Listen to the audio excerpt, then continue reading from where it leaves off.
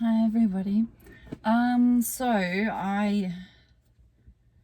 feel like I just want to share some things to kind of help people through this challenging time that we are all in the midst of. I just want to read a little bit of a passage. Well, it's quite longish from this book that I have, so just bear with me. I'll just pick out some key points that I feel like people kind of should hear. So this chapter is called The Waking Dream, a message about your true identity. So, dear one, we begin these messages by assuring you of our complete respect for the difficulties you face as a human persona. We have the utmost compassion in acknowledging the challenges that you endure. We watch the human struggles and do our best to intervene as we are invited to do so. It is our endeavour to awaken ancient memories within you to guide you on your way back home. We have nothing new to teach or share, only these reminders of what you already know within your soul. For we are of the same substance as you, creations of the divine Creator. We are the messengers of the Creator, the very thought forms from God, desiring to reach you and awaken you to the happy truths. These dawning realizations enable you to experience a happier dream as well. For it is that life is but a dream, which we will help you understand in practical terms with applications that you will say improve your life. Okay.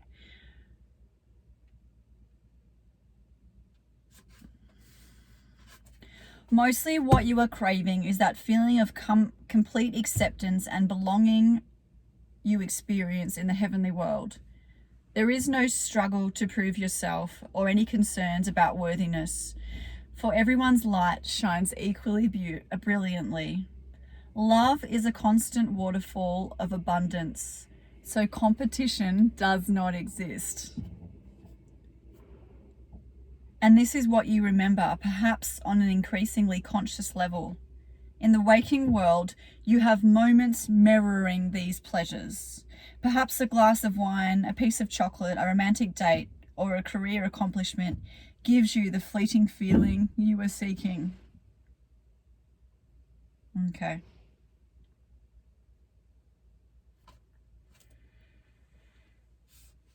When you don't feel completely accepted, you tend to blame yourself. You may worry about social shortcomings and overcompensate by trying to impress others, thereby distracting yourself from yourself.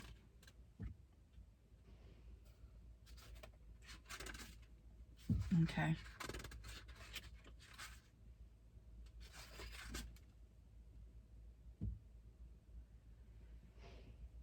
Okay, so here's another little passage. Suffering is physically but not spiritually real. Let us now return to the discussion of your Creator and the true nature of you and the world you experience. We have agreed that God is pure love with no room for anything negative. Many have asked the logical question of where God is in the midst of human suffering. Why didn't God prevent or heal this? Is a cry we often hear and wish to answer now. First, we realize that this passage may offend or shock someone, but it is the spiritual truth. Please read this entire section to understand it. First, we realize that this passage may offend... Sorry, I've just read that bit. God does not see or know about suffering. This is because God is pure love and can only know and see pure love. Any knowledge of suffering would imply that a part of God is less than pure love, which is impossible. God all-knowingly sees you and everyone as you truly are, a brilliant being of pure divine love and every good aspect of love. Therefore, you are strong, powerful, wise, intelligent, creative, lovable, abundant, healthy, balanced, and so forth. Your true self, also known as your higher self, is 100% merged and one with God. So your true self doesn't experience or see suffering either. This is not to say that suffering or pain isn't physically real, as we angels can see these entanglements. Suffering is not spiritually real, but it is physically real. And you will see how understanding this distinction leads to healing, protection, and peace. All of the suffering of this world is from the opposite of God, fear, and its attributes of guilt, jealousy, competition, perception of lack, and so forth. This is a form of forgetfulness in which humans forget that pure love, power, that is their true identity. They then begin to take action from a place of helplessness and powerlessness.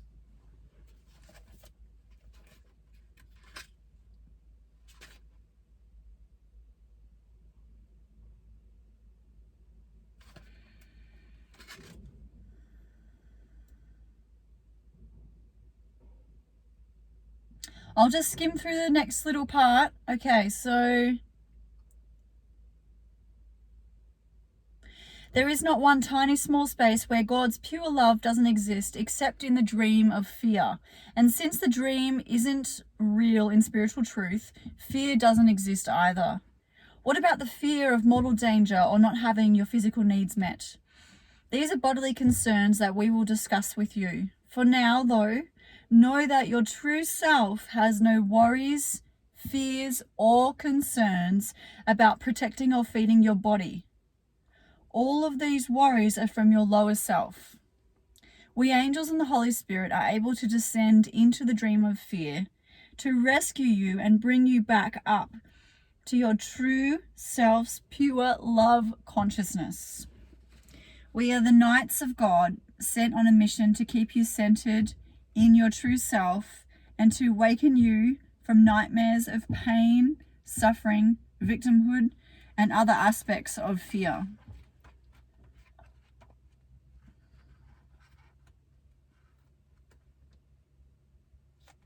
So I'll just read one little section. I mean, I've had this book for a number of years, and it's resonated with me on so many levels, and it's an incredible book. So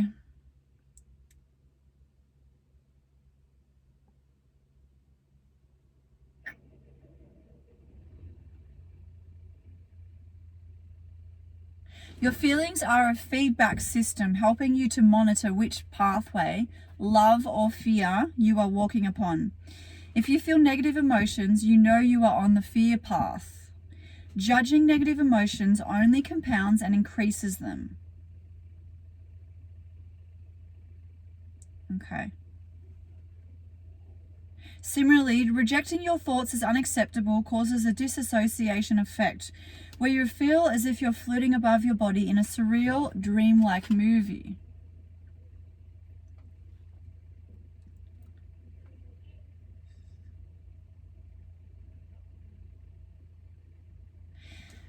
So, rejecting any part of ourselves or rejecting our feelings or emotions and not kind of, accepting them or allowing them to pass.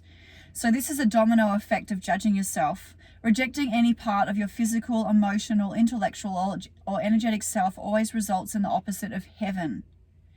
Instead of nestling deeply into the comfortable folds of God's love, you withdraw into the folds of cold darkness, which compounds the sense of separation, loneliness, and feeling unloved. The path of healing is the same as the path of love. Unconditional compassion and acceptance for that which seems unacceptable to the perfectionistic, judgmental ego. Okay. God's love is everywhere, including within the nightmare of separation and within every cell of your physical body. Your dream decisions determine what occurs next for you in your body.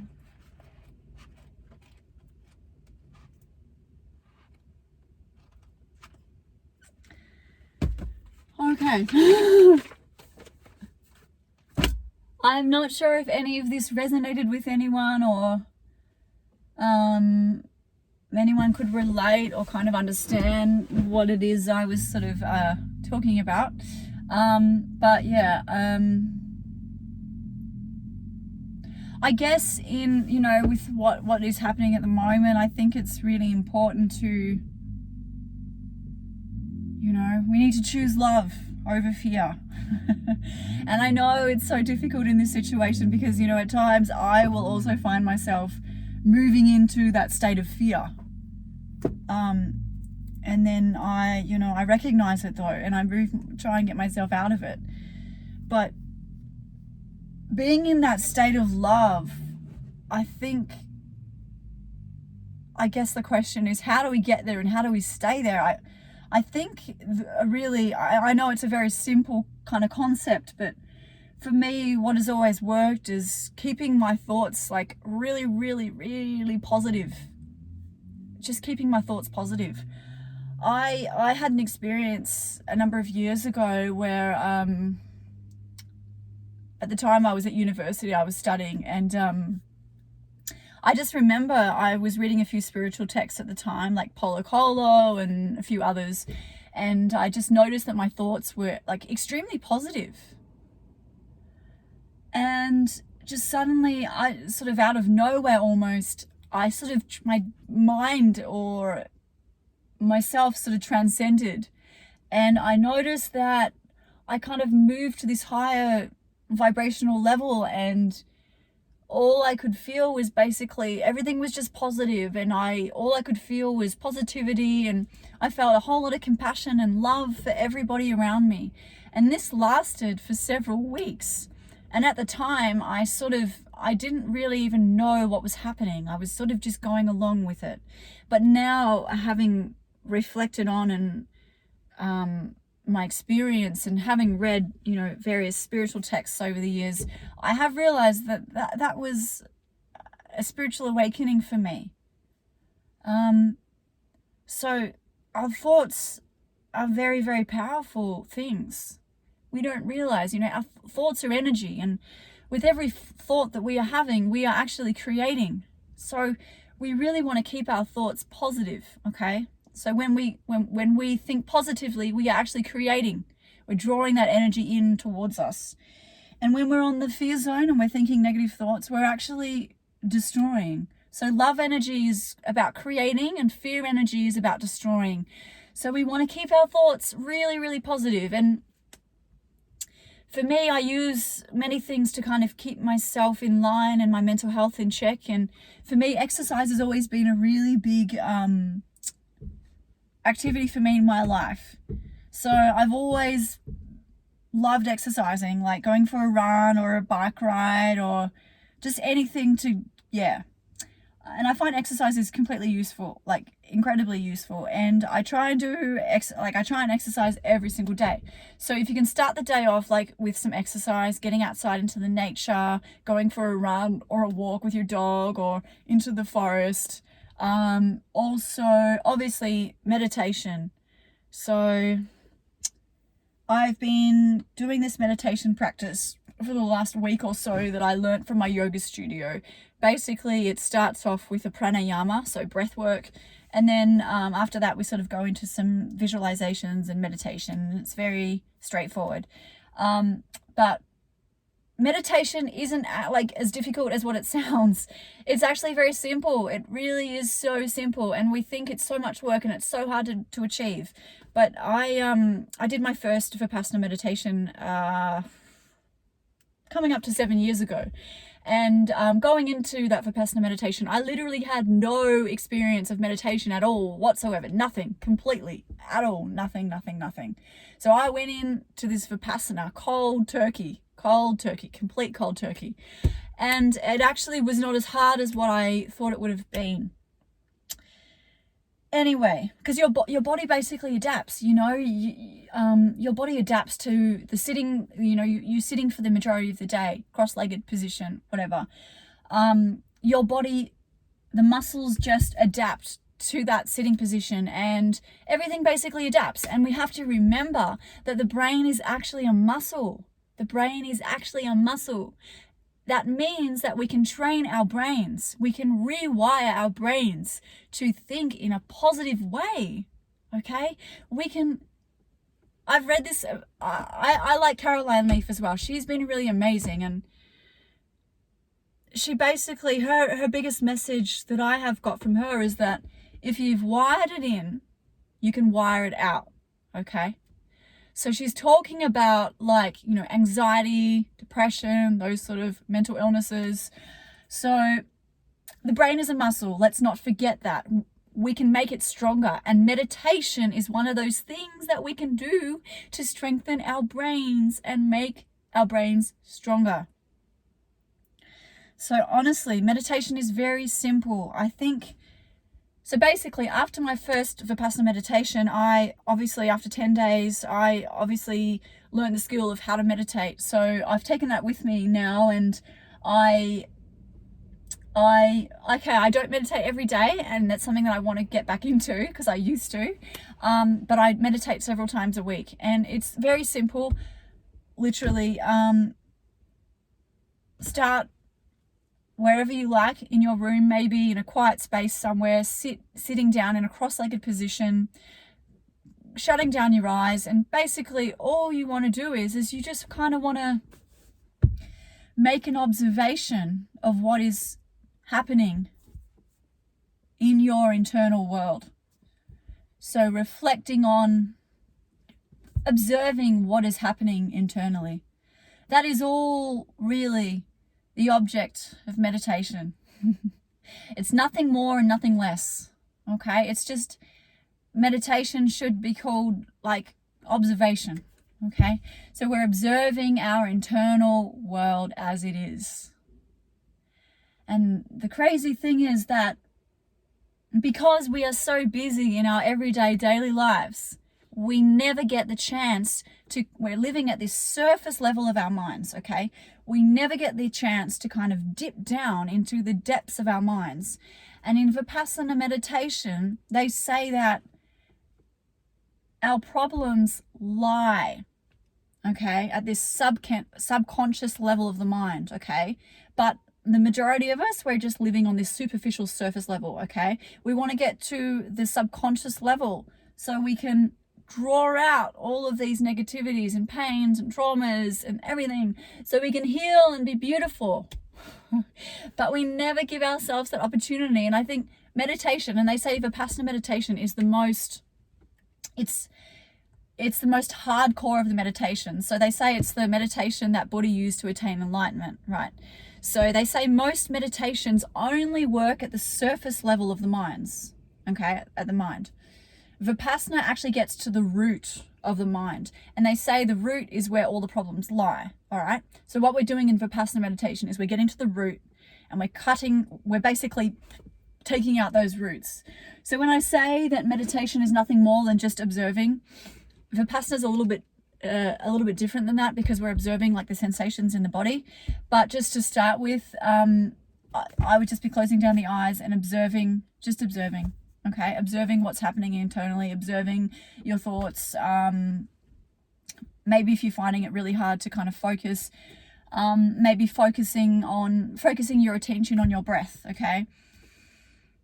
As you're inhaling, as you're exhaling. So focusing your attention on your breath. If your mind does wander, gently bringing it back to your inhales and your exhales, okay? So I think this is a really good place to start, okay? And meditation is, I think, we exercise for our physical bodies because, our body is a muscle and, we care for our physical bodies, okay? Because we exercise and we do all these amazing things. But you know what? We forget completely about the brain, and we don't realize that the brain is actually a muscle, and muscles need to be worked in order to get stronger and healthier and happier. Because as we age, these muscles, if we don't use them correctly, they start deteriorating. So what we want to do is we want to start even 5-10 minutes a day will literally change your life, okay? So make the effort to do 5 minutes when you wake up in the morning. Basically, you can do it lying in bed if you like. closing down your eyes and just checking in with yourself, okay? So first thing in the morning is a very powerful time. So, okay, I think this is a great starting point. But anyway, I'm getting very carried away with what I'm saying. I could go on for a lot longer, but I will let you all go now. Thank you so much for listening. And I would love if you could all try a little bit of, let's not call it meditation. Maybe we can just call it awareness. I think awareness is a nice word. Okay, so let's start to become aware of our internal world. Okay. So basically, when I say that as well, I think it's about, when I talk about meditation and mindfulness and becoming aware of our internal world, I'm also talking about, when we say this is about being present and being in the moment. Because when we are practicing mindfulness and meditation, what we are actually doing is we are bringing our attention into the present moment, okay? When our attention is in the present moment fully, we are not thinking about the future, we're not thinking about the past, we are completely in the here and the now, okay? So therefore, we have no problems, okay? Everything's beautiful. We are completely in the here and the now, okay? We will feel a sense of peace and happiness and love and joy and connection. So think of meditation as bringing your attention into the present moment, okay? Bringing your attention into the present moment. Thank you so much for listening. I am about to do a little hike that I've been doing most days now up this mountain, which is just beautiful. So there's incredible views at the top. So I'm really looking forward to looking at the views. I've seen like so many eagles here the last few times I've been here, and yeah, it's very incredible. So anyway, sending you all love, and I just hope, I guess this for me, like these videos, I guess it's like a journal for me. I journal a lot anyway. This is something I've never ever done before, like making videos and things. It's completely new for me. It's kind of like, I'm kind of using it to help me express myself as well, because I've always sort of struggled a little bit with like expressing myself and my thoughts and my opinions, and also like expressing my being and who I am as well as a person. So this is a really helpful practice, I feel, for myself, because it's something that I can reflect on and go and kind of look at how much I've grown and changed. So anyway, I hope something out of what I've said has resonated with you, and I'm sending you all love. And remember to keep your thoughts positive, and you're all beautiful, and thank you so much. Thank you so much. Namaste.